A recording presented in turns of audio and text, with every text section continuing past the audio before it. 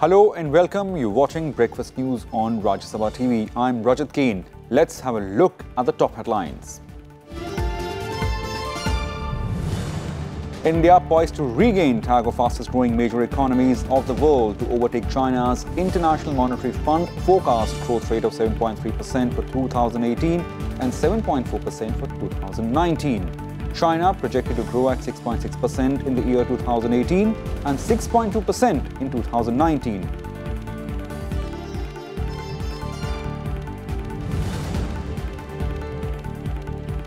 India to buy Iranian oil in November despite US sanctions, Petroleum Minister says 2 state refineries have placed orders for imports, adds India has its own energy requirements which it has to fulfill.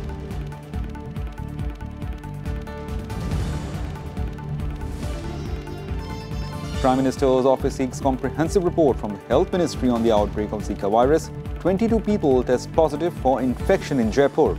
Health advisory issued in all 38 districts of Bihar after one of those affected visits home state.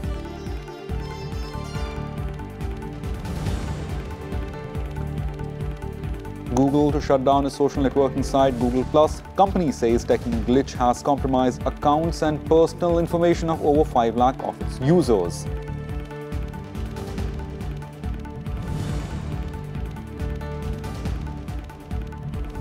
And India's medal tally swells to 17 with 3 gold medals at Asia Paralympics in Jakarta. Javelin thrower Sandeep Chaudhary's stunning world record effort gives country its first gold of the competition on Monday.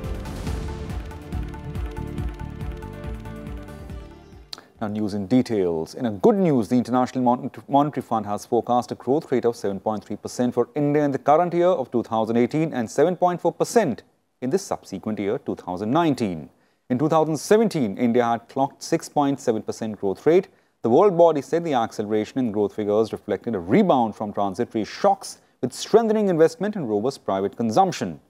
Its World Economic Outlook report says India's medium-term growth prospects remain strong at 7%, benefiting from ongoing structural reforms. If projections are true, then India would regain the tag of fastest-growing major economies of the world, crossing China with more than 0.7 percentage points in 2018 and an impressive 1.2 percentage point growth lead in 2019. On China, however, the IMF said its 2019 growth projection is lower than in April, given the latest round of US tariff on Chinese imports. In China, growth is projected to moderate from 6.9% in 2017 to 6.6% in 2018 and 6.2% in 2019. The report further stated that global growth has plateaued at 3.7%. The IMF warned the world that there are clouds on the horizon and growth has proven to be less balanced than hoped. The Petroleum Minister Dharmendra Pradhan has said that 2 Indian refineries have placed orders for importing crude oil from Iran in November. It's the month when US sanctions on Iran oil purchase takes effect. This is the first time Pradhan has spoken about the India's stand on buying Iranian oil once the US sanction on Iran comes into force from November 4th. IOC and Mangalore Refinery and Petrochemicals Limited together have placed order for 1.25 million ton of crude oil from Iran. US sanctions against Iran will kick in from November 4th, which will block payment routes. Paying in rupee is an option. Iran can use rupee to settle its imports of pharmaceuticals and other goods from India. While India wants to continue importing Iran oil, though in reduced volumes, US Secretary of State Mike Pompeo last month stated that Washington would consider waivers on embargo, but made it clear that these would be time-limited if granted. US President Donald Trump in May withdrew from 2015 nuclear accord with Iran, reimposing economic sanctions against the Persian Gulf nation. 2 दिन पहले हमारी दो कंपनियों ने Iran से तेल नवंबर महीने के लिए नॉमिनेशन किया है। उसकी स्वाभाविक प्रश्न जुड़ रहे कि वेवर हुई कि नहीं हुई। हमें क्या पता हुई कि नहीं हुई, कंपनियों ने तो बुक कर दिया है। क्या ये एक नई डिप्लोमेटिक ऑर्डर नहीं है? भारत की उभरती हुई लीडरशिप की रिकॉग्निशन नहीं है? ये एनर्जी से जुड़ा हुआ है। The The Prime Minister's office has sought a comprehensive report from the Health Ministry on the outbreak of Zika virus. This is after 22 people were tested positive for the infection in Rajasthan's Jaipur. 7-member high-level central committee in Jaipur to assist the state government and control the containment measures. A control room has been activated at the National Centre for Disease Control to undertake regular monitoring of the situation. The situation is being reviewed at the level of Union Minister of Health. One of those affected in Jaipur hails from Bihar and had visited his Siwan home recently. Bihar has issued advisories in its all 38 districts. Bharat सरकार के स्वास्थ्य मंत्रालय की तरफ से एक जानकारी आई है कि 28 अगस्त से लेकर 12 सितंबर तक सिवान का एक लड़का जो राजस्थान से आया था उस पे जाइका वायरस पॉजिटिव पाया गया। और जब ये जानकारी आई तो हम सब लोगों ने उस लड़के के बारे में पता लगाया। वो लड़का अभी भी राजस्थान में रह रहा है और वो पूरी तरीके से स्वस्थ है, निरोग है। निश्चित रूप से उस वक्त उसको जाइका वायरस का असर हुआ था और उसके कारण हमने राज्य के सभी जिलों में भी इसके लिए अलर्ट भेज दिया है। हमारा विभाग उस दिशा में काम कर रहा है और उसके परिवार और उस गांव के लोगों को भी स्वास्थ्य विभाग देख-रेख कर रहा है कि वहां इस प्रकार की कोई और मरीज तो नहीं है। लेकिन वह बीमारी राजस्थान से आया था, वो बिहार में उसको नहीं हुआ था। The Zika virus disease is an emerging disease currently being reported by 86 countries worldwide. Symptoms of Zika virus disease are similar to the viral infections such as dengue and include fever, skin rashes, conjunctivitis, muscle and joint pains, malaise and headache. Now on to President Ramnath Kovind's 3-day Tajikistan visit. President Kovind has said that war on terror and radicalization is not against any religion and should never be. He said this while delivering a lecture to students at the Tajik National University on Dushanbe on Monday. Speaking on the topic of countering radicalization, challenges in modern societies, the President said that India is a land of equal opportunity and equal respect for all. The President also emphasized the positive role of family in preventing and countering radicalization of the youth. No religion, none whatsoever be it Hinduism, Islam, Buddhism, Christianity, Sikhism or Judaism justifies violence and killing one human being by the other. They all talk in one language, and that is the language of peace, harmony, compassion and kindness. The war on terror and radicalization is not against any religion and should never be. Quite on the contrary, it is against those who believe in destroying the creation of the Almighty. Earlier, President Kovind met President of Tajikistan Emomali Rahman and both countries signed MOUs in various fields. India also offered a grant of $20 million to Tajikistan for development projects. President Kovind reached Tajikistan on October 7th. He's on a 3-day visit to Central Asian nation. The Prime Minister Narendra Modi will unveil a 64-foot-tall statue of the peasant leader Sir Chotu Ram in Sampla township of Rohtak district on Haryana today. Deen Bandhu Sir Chotu Ram was a prominent politician in British India's Punjab province and championed the interest of oppressed peasants. The Prime Minister will also lay the foundation stone of a rail coach factory in Badi village on Sonipat. The state government has transferred 160 acres of land to the Railway Ministry for the same. Haryana Chief Minister Manohar Lal Khattar said the Prime Minister has also been invited for the programme to be organised on the completion of 4 years of BJP government in the state on November 1st. The Prime Minister will also interact with 100 IPS probationers of 2017 batch on Monday. He recalled upon IPS probationers to work with dedication and perform with distinction the various roles and responsibilities they would be entrusted with. Prime Minister also recalled in his interaction yesterday the sacrifice of over 33,000 police personnel who laid down their lives in the line of duty. Subjects like good governance, discipline and conduct, women empowerment and forensic sciences were also discussed during the interaction. The government has set up a panel headed by NSA Ajit Doval to assist National Security Council. The council advises the Prime Minister on matters of national security and strategic interest. The Strategic Policy Group will assist National Security Group and undertake, among other tasks, a long-term strategic review of country's security affairs. It will be the principal mechanism for interministerial coordination and integration of relevant inputs in the formulation of national security policies.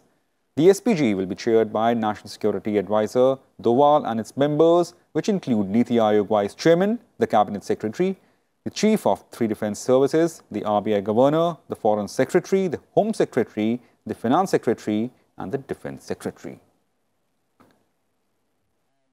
Top Army commanders will deliberate on operational challenges and various reforms initiated during a week-long conference starting in New Delhi today. During the Army Commanders Conference to be held today till 15th of this month, a host of issues ranging from operational, administrative, logistics and human resource will be discussed. As part of the conclave, commanders and directorates at Army headquarters will be in a collegiate deliberate on important studies that have been ordered to meet future operational challenges. Now, over 56% voting was recorded in the first phase of civic bodies polls in Jammu and Kashmir on Monday. Of the 4 divisions, Jammu divisions recorded 65% voting, followed by Ladakh region at 62.1% voting. The Kashmir division, however, recorded 18.6% polling and the Kashmir Valley recorded lowest at 8.2% voting. Election for the local bodies are taking place for the first time in 13 years in the state. Here are the details. Voting took place on Monday for the first phase in 321 of the state's 1,145 municipal wards. As many as 2,990 candidates are in the fray for the elections that will end on October 16th. Voting was held in 820 polling stations across the state, 670 in Jammu and 150 in Kashmir. The total electorate for the first phase was 5,86,064. Around 240 candidates have already been elected unopposed, most of them from Kashmir. The BJP said it now controls 7 municipal committees in the state as 78 nominees have been elected unopposed. जब जनता इतनी भारी संख्या में आकर के भाग ले रही है उत्साह के साथ अपने प्रतिनिधियों को चुनने के लिए, तो निश्चय ही जो अपने आप को इस प्रक्रिया से वंचित रखना चाहते हैं या रखते हैं, वो अब स्वयं को ही प्रजातंत्र के इस व्यवस्था से अलग कर रहे हैं। लोगों का अपना अधिकार मिलेगा और स्थानीय स्तर पर एक ऐसा नेता मिलेगा जो उनकी रोजमर्रा की जरूरतें हैं उनको पूरी करेगा। 2/3 मेजॉरिटी से भी ज्यादा जीत करके हम पूरे जम्मू प्रोविंस में आगे आएंगे। Kargil recorded the highest turnout of 78%, followed by Leh with 52%. In North Kashmir, Kupwara Municipal Committee recorded 36.6%, while 27.8% voting was recorded in the Handwara Municipal Committee.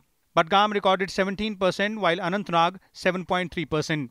Baramulla recorded a turnout of 5.7% and Bandipora the lowest 3.3%. In this phase, voting was held for only 83 wards in the Valley and 78 candidates, 69 in Kashmir and 9 in Jammu region have been elected unopposed. मुझे लग रहा है सारा body पूरा खुश है voting हो रही है। आप देखिए कितने लोग आ रहे हैं वोट डालने और इलेक्शन प्रोसेस भी अच्छे से चल रहे हैं। Key political parties, the National Conference, the PDP, along with CPIM and BSP, stayed away from the polls in protest against Article 35A of the Constitution being challenged in the Supreme Court. The contest is largely between the Congress, the BJP and a large number of independent candidates. The second phase of polling will be on October 10th, followed by third on October 13th and the last phase on October 16th. Counting of votes is on October 20th. Voting to elect representatives to the state's 79 municipal bodies is taking place after over a decade. The last elections were held in 2005 and its 5-year term expired in February 2010. Bureau Report, Rajya Sabha TV. Now, electronic voting machines and postal ballot papers will have photographs of candidates in poll-bound states. The Election Commission has said this is intended to help avoid confusion about candidates with similar names contesting the same constituency. The Commission has directed all candidates to submit their recent stamp-size photographs to the returning officers. EVMs and ballot papers with photographs will be used for the first time in the upcoming assembly polls in Madhya Pradesh, Chhattisgarh, Rajasthan, Mizoram and Telangana, for which Election Commission has announced the poll schedule recently. The opposition parties' dream of Mahagathbandhan suffered a blow with left parties deciding not to ally with the Congress. This comes close on the heels of BSP and SP refusing to ally with the party in the upcoming assembly elections. The CPM says pre-poll Mahagathbandhan is not practically possible in Madhya Pradesh, Rajasthan, Chhattisgarh, Mizoram and Telangana. CPM Central Committee meeting that met at party headquarters took the decision. CPM General Secretary Sitaram Yechury said party is preparing to list candidates for some seats in these 5 states. He also indicated that if secular parties in these states form a non-Congress alliance, it could come on board with them. In the annual general meeting of the party held in Hyderabad, a proposal was brought not to ally with the Congress party. In the assembly elections in Rajasthan, Madhya Pradesh and Chhattisgarh, the main fight is between the Congress and the BJP. There we will contest a few seats, particularly those where we have had big struggles and our political and social base. In those areas, in order to strengthen our presence in the assemblies, and for the rest of the seats, we call for the defeat of the BJP. And we'll ask all our supporters, sympathizers, etc. to vote for those candidates who will be able to defeat. Time for a very short break. More news on the other side. Keep watching Rajya Sabha TV.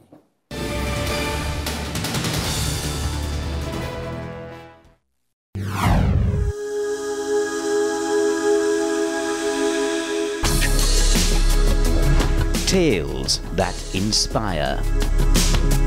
Stories of social change. A salute to diversity. Promoting public discourse. Events that motivate. Inspiring the innovative spirit. Watch Rajya Sabha television documentaries.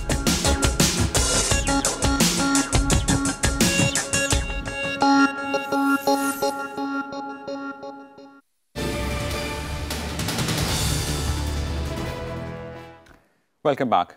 Vice President M. Venkaiah Naidu has said science and technology should ultimately result in the betterment of the lives of the people.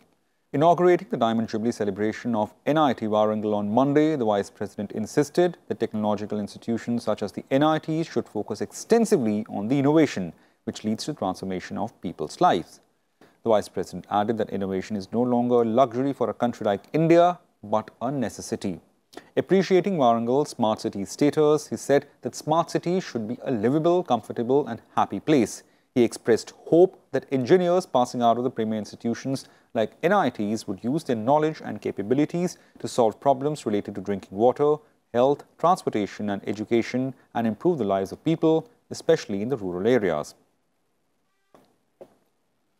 After defense and nuclear energy, Diamond is emerging as one of the major areas of cooperation between India and Russia. Prime Minister Narendra Modi and Russian President Vladimir Putin had a detailed discussion on this at this summit meeting in Delhi last week. Russia is the largest producer of diamond with $4.24 billion of rough diamond exports annually. India is the largest importer and processor of the precious stone. The measure is expected to assist efforts to reduce trade deficit of India and Russia, and would meet $2 billion of the trade target of $30 billion by the year 2025. As test case last year, an understanding was reached between Alrosa, Russian diamond mining company, and Indian Gem and Jewelry Export Promotion Council, and the results were very encouraging. Our correspondent Akhilesh Suman spoke to Evgeny Ogurev, the director of United Selling Organization of Alrosa, who was in Delhi to participate in the India-Russia Business Summit on the sidelines of the summit meeting between the two countries. Mr. Evgeny, how big is the prospect between India and Russia about diamond? So, diamond is a very important sector of industry in India, and today we saw that in all these negotiations from Indian side, from the government of India, people were talking about three main things: oil and gas, gold and diamonds. So diamond sector is very important, and I can say that today we see that about 90% of all rough diamonds, they are polishing in India. So what do you want from India? We are recognizing our partners here as stable customers, and we have a long and successful history of working with our Indian clients here. Yeah. So do you think that in this visit something has come out about the diamond cooperation? Finally, it's important to send a message to all players that this segment is in focus, and all our questions about the relationships and working in this area together, we can solve with the support of Indian government and Russian government, Indian Ministry of Trade and Russian Ministry of Economy. Last year there was cooperation, there was an agreement signed between India and Russia about diamond cooperation. What is the status now? How are you implementing it? We're executing this agreement, and this agreement was signed in 2017 and was signed with the GGAPC, and in accordance with agreement, a special notified zone was opened at the Bharat Diamond Bourse, and thanks to this situation we are able to make in this year 3 auctions at the bourse, and we are going to have another one in November, so it's in progress. Everything. Oh, thank you so much, Mr. Evgeny. So, Mr. Evgeny is telling that diamond cooperation between the two countries are going to be one of the most important cooperations. Akhilesh Suman for Rajya Sabha Television with camera person Manoj in Delhi. Now moving on, Lok Sabha Speaker Sumitra Mahajan has said that gender was an important policy matter at government as well as non-government levels, stressing that women's contribution deserved due recognition. She said this after inaugurating 17th Annual Conference of Commonwealth Parliamentary Association India Region, Zone 3 in Guwahati on Monday. The Lok Sabha Speaker also expressed concern over the incidents of ethnic clashes and insurgency in the northeastern region. Speakers and deputy speakers of all 8 northeastern states were present at the conference. During the event, Mahajan also launched Northeast chapter of Speakers Research Initiative. Union Women and Child Development Minister Menka Gandhi has asked the Law Ministry to remove the age limit for reporting the child sexual abuse and allow people to complain even after 10 to 15 years later. Noting that anger at molestation and sexual abuse never goes away, Gandhi said she was very happy that the Me Too campaign has encouraged women to talk about sexual harassment they have faced. Under Section 468 of the CRPC, any offence, including child sexual abuse, which can lead to a prison term of 3 years, has to be reported within 3 years of the incident. She had earlier proposed that child sexual abuse victims be allowed to register complaints until they turn 30. Discussing the Me Too movement, the minister warned that it should not be used to target people who have offended us in some way. There is a Me Too campaign that has started, and I'm very happy that it has started. I hope it won't go out of control in the sense that we target people who have offended us in some way. But on the whole, I think that women are responsible, and the anger at sexual molestation never goes away, never. You will always remember the person who did it, which is why we have taken steps we've written to the Law Ministry saying that the complaints should be without any time limit. Now, in a bid to recognize India's thriving startup ecosystem, Facebook will organize its first ever India Startup Day in Delhi today. Facebook will celebrate Indian stories of founders and leaders applying technology to solve current and future societal problems. The event will also see key business, policy leaders and aspiring startups discuss opportunities and challenges of new generation of entrepreneurs. Off to some international news now. Tech giant Google is shutting down its social networking site Google+. This is after the company acknowledged that the technical glitch was found to have compromised accounts and personal information of over 5 lakh of its users. The announcement was made by Ben Smith, Google Fellow and Vice President of Engineering. However, there is no confirmation on which users have been impacted by the bug. The company also said they have found no evidence that profile data was misused. The technical bug was detected as part of an effort called Project Strobe, started by Google early this year.